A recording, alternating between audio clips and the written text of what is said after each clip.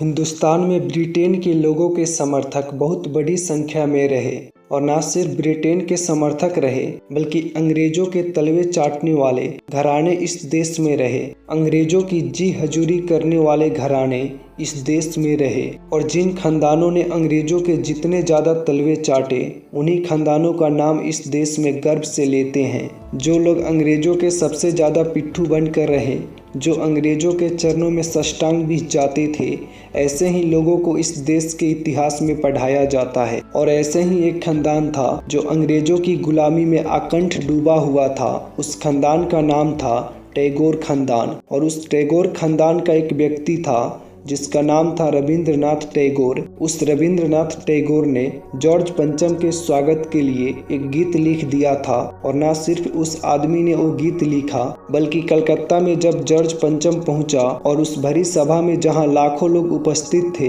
हिंदुस्तान की गुलामी का गीत गाया गया और ब्रिटेन के राजा का सम्मान किया गया। और यह काम रविंद्रनाथ टैगोर ने अपने मुंह से किया। और वो गीत कौन सा था जो रविंद्रनाथ टैगोर ने इंग्लैंड के राजा की स्तुति का गान करने के लिए लिखा था? वो गीत वही है जिसको आप कहते हैं जन गण मन अधिनायक जय हे भारत भाग्य विधाता। बहुत शर्म आती है मेरे जैसे आदमी को जब वो गीत गाने के लिए मुझे कोई कहता है कि वो गीत गाओ। क्यों गाए उस गीत को? रविंद्रनाथ टैगोर तो चापलूसी करते थे अंग्रेजों की, रविंद्रनाथ टैगोर तो चाटुकार थे अंग्रेजों के और रविंद्रनाथ टैगोर तो साइको सेंट थे अंग्रेजों के। इसीलिए उन्होंने अंग्रेजों के राजा के सम्मान में वो गीत लिखा था। मैं तो नहीं हूँ, मुझे तो अंग्रेजों की चापलूसी से कोई मतलब नहीं है। मैं तो अंग्रेजों का उससे ज्यादा विरोधी हूँ जितना कोई हो सकता है।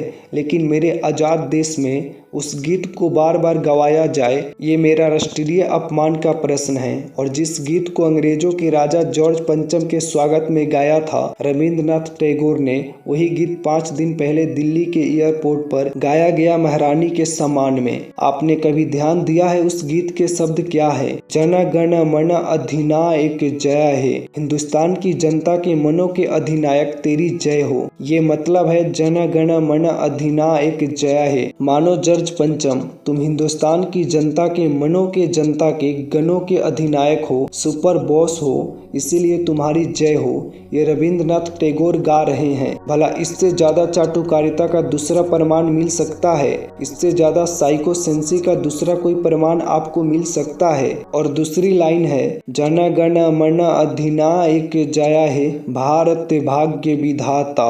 मानो तुम भारत की भाग्य विधाता हो, मानो हमारा भाग्य तुम लिख रहे हो। ये तो कोई भगवान से भी नहीं कहता है, लेकिन रविंद्रनाथ टैगोर ने तो हिंदुस्तान के साम्राज्यवादी राजा का प्रतीक जो जॉर्ज पंचम था उसको भगवान से भी ऊपर रख दिया था कि तुम तो भारत के भाग्य विधाता हो। पंजाब सिंध गुजरात मराठा द्राविड़ उत्कल बंगा विंध्य हिमाचल यमुना गंगा उच्चल जलधि तरंगा, तब शुभ नामे जागे तब शुभ आशीष मांगे। मानो पंजाब सिंध गुजरात मराठा द्राविड़ उत्कल बंगा ये सारे हिंदुस्तानी इलाका तुम्हारे लिए आशीष मांग रहा है, तब शुभ आशीष मांगे। तुम्हारी भलाई की प्रार्थना कर रहा है। ये पूरा हिंदुस्तान जो अंग्रेजों की गुलामी में सिसक रहा था उसको रविंद्रनाथ टैगोर लिख रहे हैं कि ये सारा का सारा हिंदुस्तान तुम्हारे लिए आशीष मांग रहा है, तब शुभ आशीष मांगे। और वो सारी की सारी आशीष हम तुमको दे रहे हैं अपनी तरफ से। जनगण मंगलदायक जय हे भारत भाग्य विधाता।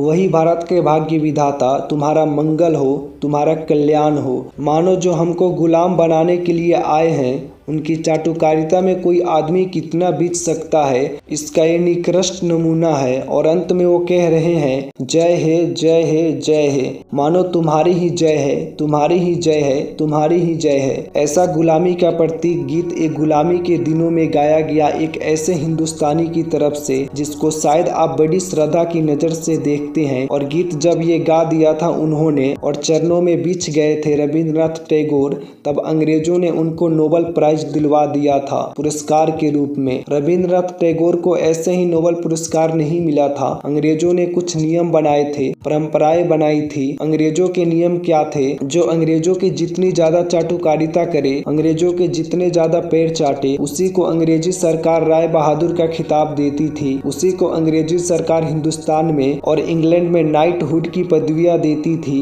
ऐसे ही लोगों को अंग्रेजों की तरफ से इनाम मिलते थे, क्योंकि वो अंग्रेजों के चरण चाटते थे और हिंदुस्तान को गालियां देते थे। और ऐसे चरण चाटू लोग, आपने नाम सुना है, हिंदुस्तान के राजाओं के दरबार में कुछ चारण और भाट हुआ करते थे। वो चारण और भाट क्या करते थे?